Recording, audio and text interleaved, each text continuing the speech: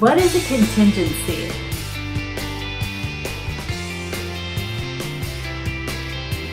A contingency, by definition, means the dependence on the fulfillment of a condition. We talked about inspections in the last video. This video, we're going to talk about the appraisal contingency.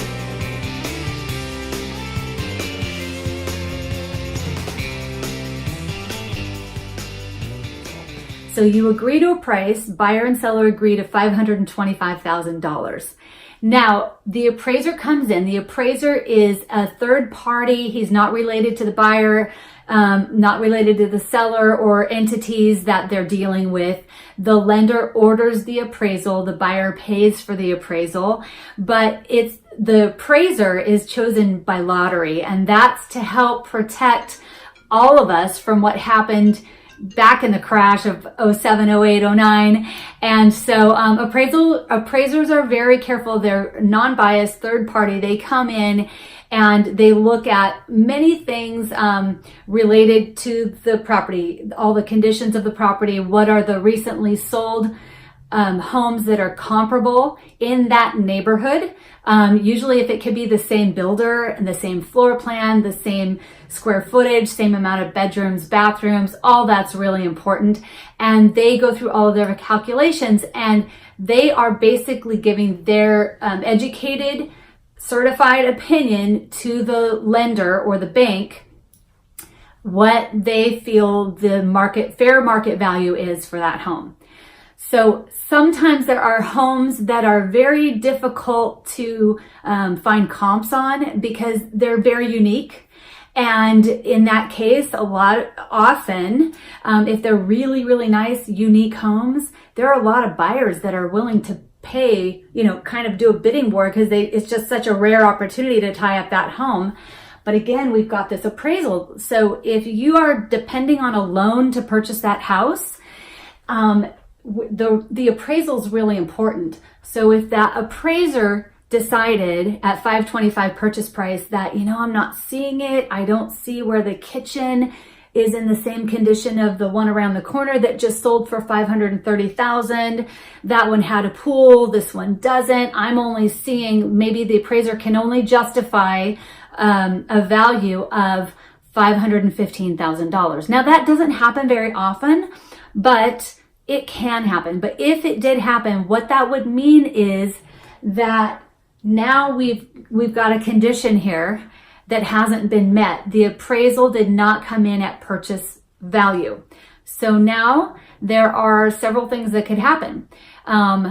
If there is an appraisal contingency in place, the buyer and seller can renegotiate, and the seller does not have to drop their price down to the appraised value. There's no wrong or right way to do it. It's whatever's going to work, what will work. I've known some buyers to go and they knew the price was a little high for the market. They didn't care. It was a one-of-a-kind house. They wanted that house. They wanted that property. They wanted that special pool with the waterfall on the huge lot that nobody else had in the neighborhood.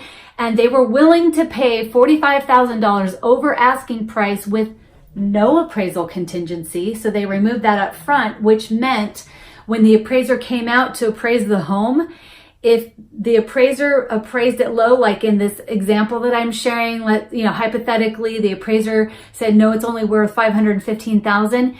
If the buyer removes the appraisal contingency up front, what they're saying is, hey, I'm going to buy this house and that condition doesn't even have to be met. I'll pay the difference. So in this case, if the buyer had done that because the house is just worth it to them, they would agree to make up the difference out of pocket.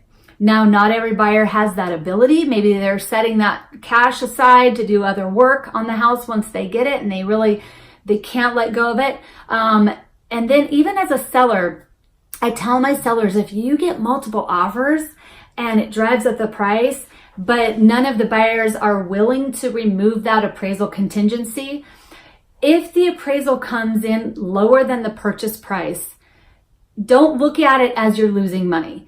I just say, look at it as we're going to go for this price, and we pull out all the stops. I meet with the appraiser. I show them every single feature of the home, every upgrade, every update, everything that's different about the home to help them justify that value. But at the end of the day, it's what their word is. So if we shoot for, 525 and you're really not even sure it's going to get 515, but you get all these offers, you haven't lost anything. You just, let's go for it and see what happens. Often in multiple offers for my sellers, when we get multiple offers, I always go after that appraisal contingency removal with the buyers. So I've done that many times. We price the home really strategically. We get multiple offers, and then we start weeding out, okay, who really has the money to pay this price? And often we have buyers who say, absolutely, I'll remove that appraisal contingency. Even if the appraisal comes in low, I'm still going to pay that price.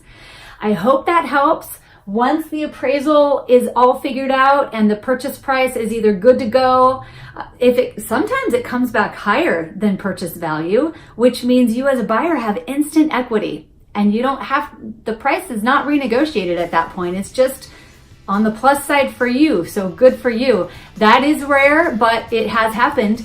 So once that all gets settled, you remove that appraisal contingency, and then you keep going forward in the deal. So that's an appraisal contingency.